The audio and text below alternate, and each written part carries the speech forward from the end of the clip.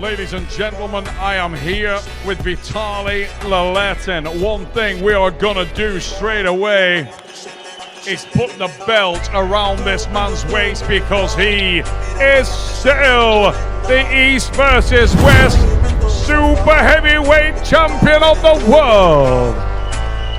Gentlemen, show your love and make some noise for Vitaly Laletin, the Siberian Vet.